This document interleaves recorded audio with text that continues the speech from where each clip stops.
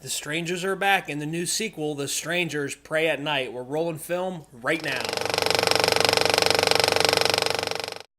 Hey guys, what's up? It's Russell here at How's Hollywood Reviews. If you guys haven't, go ahead and click that subscribe button, that little bell notification icon so you don't miss anything. You'll get notified anytime I drop a new movie review, trailer review, anything new, you guys will get notified. So go ahead and do that. Also, stick around after the video to like and comment. In 2008, a film called The Strangers came out. It starred Scott Speedman and Liv Tyler, and it was pretty much about a couple. Scott Speedman and Liv Tyler were at a wedding party, and Scott Speedman's character wanted to propose to Liv Tyler, and Liv Tyler ended up not accepting the proposal because she wasn't ready yet.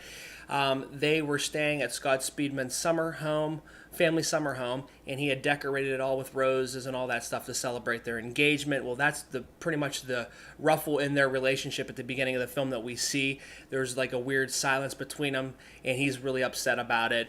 Then we hear the knock at the door, and it's a stranger asking if Tamara is home, and then all that trouble ensues and all that fun stuff. Fast forward 10 years later, we're going to go ahead and deal with The Strangers Pray at Night. It is rated R with a runtime of an hour and 25 minutes. It stars Christina Hendricks, Bailee Madison, Martin Henderson, and Lewis Pullman.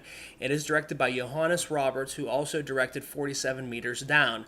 The film pretty much sets up the same exact way, it's a lot different, but not the same basic format. They all decide to go to their uncle's, a family of four. We have a mother, father, sister, and a brother, and they decide to go to their uncle's to get away from everything for a little bit. It was the mother's doing that. She wanted to kind of get away from everything. The daughter is going to boarding school in the fall, and they pretty much want to just have a getaway with all of them. The son is into sports, and he's pretty much like he's better off than the daughter, and the daughter feels like she's kind of like an outcast of the family. Well, the mother ends up calling the uncle to let them know that they are going to be on their way, and when they get there to the mobile home, there is a note saying, here's the key, to lot 47, blah, blah, blah. And then there's a smiley face at the end, on the bottom of it, so we know something's wrong. Well, at the beginning of the film, we had seen the uncle and the aunt. The aunt had opened the door, and the lady asked about if Tamara was home, just like in the first movie.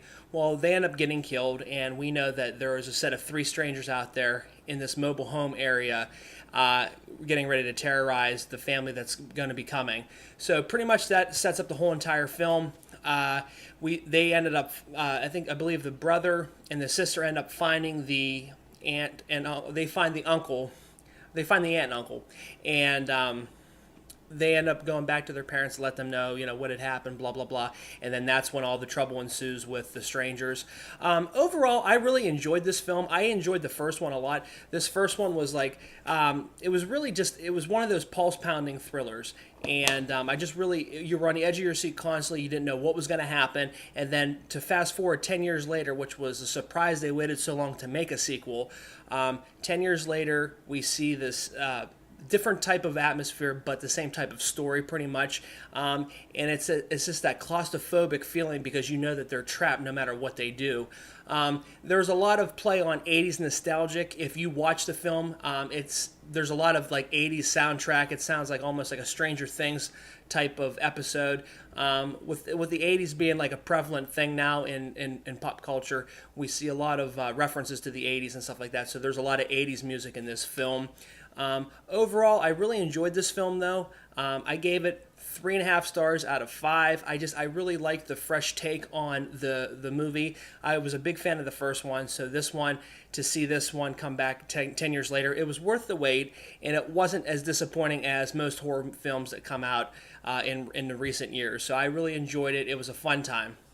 There are boneheaded decisions that people in horror movies always make. We can't get rid of that. In this movie, it is like no other two.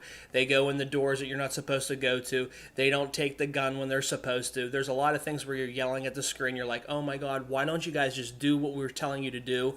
And it was kind of funny to see the movie and everybody just kind of like saying, hey, don't do that, don't do this.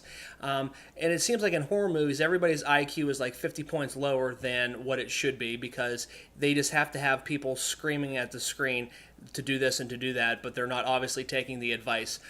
There are some similarities between the 2008 film to this one. There's both knocking on the door, obviously, and all three are the same masks. They all ask if Tamara's home. The hello on the windows that was in the first one makes its way to the second film. They drive a truck like they did in the last film. Pretty much the same weapons that they use, and then we see the empty swings making a creaking sound. So it was nice to see a little bit of paying homage to the 2008 film. Overall, like I said, this movie was enjoyable. If you liked the first one, go see this one because you'll enjoy it. And if you haven't seen the first one and want to go see it, I recommend watching the first one. It doesn't play anything on storyline, but it's just nice to have a little bit of a background so you know who these characters are and what their purpose is and what their drive is. It was nice to see a little bit more of a storyline, though, too. The first one didn't have much of a story. This one actually had more of a story. So like I said, if you're in the mood for a horror film, I would absolutely check this film out. But more importantly, have you guys seen The Strangers Pray at Night? Did you guys see the first one and the second one? What did you guys think of both of them? Go ahead and sound off there in the comments. What is your favorite one out of the two of them? Go ahead and sound off there in the comments. Join me next time at House Hollywood Reviews when I bring you the new film Gringo. And until then, we'll see you guys in Hollywood.